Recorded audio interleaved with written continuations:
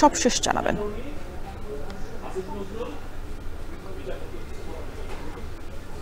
রওশন, আমরা এখন যে জায়গাটাতে আছি এটি ফেনীর ফুলগাজীর জগৎপুর গ্রাম। এখানটায় মূলত তথ্য টেলিযোগাযোগ, তথ্য প্রযুক্তি এবং তথ্য সম্প্রচার মন্ত্রণালয়ের যে উপদেষ্টা রয়েছে নাহিদ ইসলাম, তিনি এসেছেন বন্যা দুর্গত মানুষের যে দুঃখ দুর্দশা সেটি দেখতে। এর আগে তিনি ছাগলনাইয়ার রাধানগর ইউনিয়নের দক্ষিণ আন্দারমানিক এলাকায় গিয়েছেন এবং সেখানকার যে বন্যা দুর্গত মানুষ রয়েছেন তাদের অবস্থা তিনি দেখেছেন। বিশেষ করে যারা গৃহহীন রয়েছেন, গৃহহীন কয়েকটি পরিবারের সাথে তিনি কথা বলেছেন এবং তাদের সামগ্রিক বিষয়ে খোঁজখবর নিয়েছেন এবং পুনর্বাসনের যে আশ্বাস তিনি দিয়েছেন। তিনি আরো যেটি বলেছেন যে বন্যা দুর্গত ফেনীর যে বিপর্যয়কর পরিস্থিতি হয়েছিল, ফেনী, ফুলগাজী, পরশুরাম, ছাগলনাইয়া সহ ফেনীর 5টি যে উপজেলা, সেই উপজেলাগুলোতে ত্রাণের যে কার্যক্রম সেটি মোটামুটি সন্তোষজনক হয়েছে। এখন যে কার্যক্রম সেটি হচ্ছে পুনর্বাসন কার্যক্রম, সেই কার্যক্রম চলমান রয়েছে এবং তিনি আশ্বাস ব্যক্ত করেছেন যে যত মানুষ গৃহহীন হয়েছেন, যাদের ঘর বন্যায় ক্ষতিগ্রস্ত হয়েছে, সবার ঘরে ঠিক হবে এবং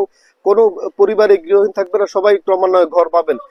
আমরা কথা বলেছিলাম মাননীয় উপদেষ্টার সাথে। তিনি আমাদেরকে যেমনটি বলেছেন যে সাম্প্রতিক পরিস্থিতিতে পার্বত্য চট্টগ্রামে যেই ঘটনা ঘটছে সে বিষয়ে আমাদেরকে তিনি বলেছেন যে পার্বত্য চট্টগ্রামে সরকারিভাবে ইন্টারনেট বন্ধের কোনো ঘটনা নেই। সেখানে অল্প যে বিষয়টি হয়েছে, ব্যত্যয় ঘটেছে ইন্টারনেট সেবার, সেটিকে পুলিয়ে পাপিয়ে অনেকটা বেশি করে প্রচার করা হচ্ছে বলে তিনি আমাদেরকে বলেছেন। তিনি আরো যেটি বলেছেন যে বর্তমানে পাহাড়কে কেন্দ্র করে একটি বহুমুখী ষড়যন্ত্র চলছে, সেই ষড়যন্ত্রটিকে বিষয়ে সরকার গুরুত্ব সহকারে দেখছে এবং সরকার সে বিষয়ে কাজ করছে।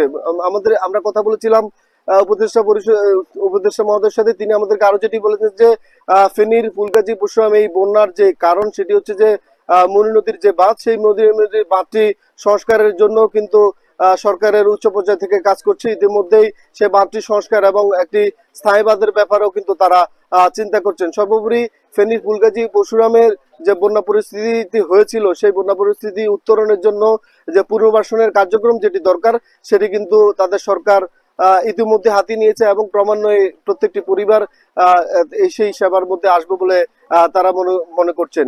আমরা উপদেষ্টা সাথে আরো কথা বলেছি। তিনি আমাদেরকে যেমনটি জানিয়েছেন যে ফেনীর যে বন্যা পরিস্থিতি এটি আসলে স্বাভাবিক বন্যা পরিস্থিতি নয়। ভারতের উজান থেকে যে পানি, সেই পানির কারণে কিন্তু ফেনীর যে বন্যা পরিস্থিতি চালু হয়েছে, এই পরিস্থিতির কারণে কিন্তু ফেনীর মানুষ বিপর্যয়কর বন্যা পরিস্থিতিতে পড়েছে। এটি আসলে অনেকটা মানব সৃষ্ট বন্যা বলেও তিনি আমাদেরকে বলেছেন। ভারত যে কার্যক্রমটি করেছে সেটি অন্যায্য কার্যক্রম বলেও তিনি আমাদেরকে বলেছেন। তো এই ছিল ফেনীর জগৎপুর থেকে উপদেষ্টা নাহিদের সফরের খবরের সর্বশেষ। ফেনীর বন্যা দুর্গত এলাকায় উপদেষ্টা নাহিদ ইসলামের পরিদর্শনের সবশেষ খবর জানাচ্ছিলেন সহকর্মী সোলাইমান ডালিম।